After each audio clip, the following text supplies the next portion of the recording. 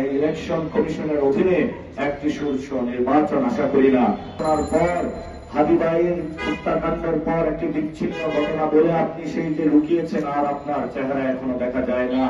গতকালকে যে হত্যাকাণ্ড হলো আপনি একটি স্টেটমেন্টই দেননি। আপনি সেখানে দৌড়ে যাওয়ার কথা ছিল প্রশাসনের সামনে।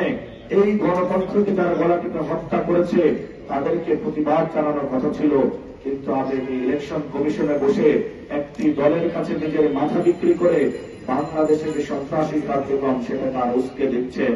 আপনি যখন গণতন্ত্র বিরোধী দিন খেলাপি যারা রয়েছে, সন্ত্রাসী যারা রয়েছে, টেন্ডারবাজ, চাঁদাবাজ, দলিত নাগরিক, তাদের বিরুদ্ধে দাঁড়ানোর কথা, আপনি তাদেরকে অনুমোদন দিয়ে বাংলাদেশে গণতন্ত্র বিরোধী যে যাত্রা সেটাকে শক্তিশালী করেছেন। এই জন্য আমরা এই ইলেকশন কমিশনের অধীনে একটি সুষ্ঠু নির্বাচন আশা করি না। আমরা মনে করি এই ইলেকশন কমিশনের আন্ডারে যে ইলেকশনটা হবে এটা একটা বিএনপির পাতানো নির্বাচন হবে। যেই পাতানো নির্বাচনের মধ্য দিয়ে আবার বাংলাদেশে সেই মোদীর শাসনামলের নতুন ধারাবাহিকতা জারি হবে। সেই নির্বাচনের মাধ্যমে বাংলাদেশের টেন্ডার, চাঁদাবাজি, সন্ত্রাসী যেগুলো গত এক বছর বিএনপি করেছিল সেগুলোর বৈধতা উৎপাদন করা হবে।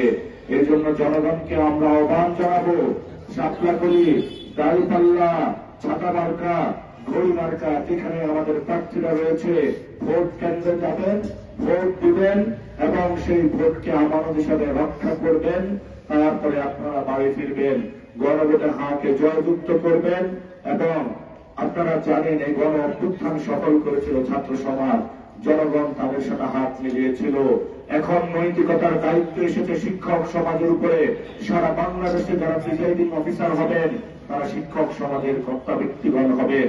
আপনাদের কাছে আমাদের রিকোয়েস্ট, আপনারা আমাদেরকে ক্লাসে শিখিয়েছেন দুর্নীতির সাথে আপোষ করবা না, সন্ত্রাসের সাথে আপোষ করবা না, কোন নীতি নৈতিকতা সবসময় মাথা উঁচু করে চলবা।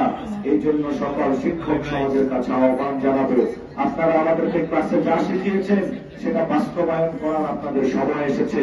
আপনারা যখন ভোট কেন্দ্রে মানুষ ভোট দিতে আসবে কারো টাকার কাছে বিক্রি হবেন না। সন্ত্রাসকে আপনারা প্রতিরোধ করবেন, টেন্ডারবাজদের প্রতিরোধ করবেন, চাঁদাবাজদের প্রতিরোধ করবেন। ভোট কেন্দ্রে জনগণ যে ভোট দেয় সেই ভোটকে রক্ষা করে এই ব্যালট রেগুলেশনের আমানত রক্ষা করতে হবে বাংলাদেশের শিক্ষক সমাজ। ইনশাআল্লাহ ছাত্র সমাজ যে অভ্যুত্থান শুরু করেছিল, শিক্ষক সমাজ সেই গণতন্ত্র কায়েম করে প্রতিষ্ঠা করে বাংলাদেশকে একটি নতুন যাত্রায় নিয়ে যাবে, সেই প্রত্যাশা শিক্ষক সমাজের কাছে। পরিশেষে বলবো, আমাদের ওসমান আলী ভাই আসামে ছিলেন, উনি চলে গিয়েছে। ওনার যদি হত্যাকাণ্ডের বিচার হতো তাহলে আজকে রেজাউল ভাইকে আমরা হারাতাম না। গতকালকে আগের দিন আমাদের উপরে ডিম ছোড়া হয়েছে, পাটকেল নিক্ষেপ করা হয়েছে এবং সেখানে তারা আমাদের কিল ঘুষি দিয়েছে, লাঠি দিয়েছে। আমরা ধৈর্য ধারণ করেছি। মিডিয়ার মাধ্যমে তারা সেখানে প্রচার করেছে আমরা নাকি ব্যান্ডেজ লাগিয়েছি এবং আমরা নাকি ডিমের কারণে এখানে অনেক আহত হয়েছে। তাহলে যারা ইটপাটকেল নিক্ষেপ করলো সেগুলো কি ভূতে নিক্ষেপ করেছে? আর একটা হাবিবুল্লাহ বাহার ইউনিভার্সিটির মধ্যে হুট করে কোথা থেকে টিম চলে আসে, হুট করে কোথায় থেকে লাঠিয়াল বাহিনী চলে আসে, ইটপাটকেল চলে আসে। আমরা ধৈর্য ধারণ করেছি। আমরা যদি সেদিন নির্দেশ দিতাম ছাত্র দলের সন্ত্রাসীরা একজনও ক্যাম্পাস ছেড়ে চলে যেতে পারত না, আমরা প্রতিশোধ নিতে পারতাম। আমরা প্রতিশোধ নেই নাই, আমরা 12 তারিখের অপেক্ষায় আছি। সেখানে যিনি প্রিন্সিপাল আছেন ছাত্র দলের সন্ত্রাসীদেরকে আশ্রয় দিয়েছেন, যারা সেখানে ছাত্র না তাদেরকে আশ্রয় দিয়ে হাবিবুল্লাহ বাহারকে এই প্রিন্সিপাল একটি সন্ত্রাসীর আস্তানা বানিয়েছেন।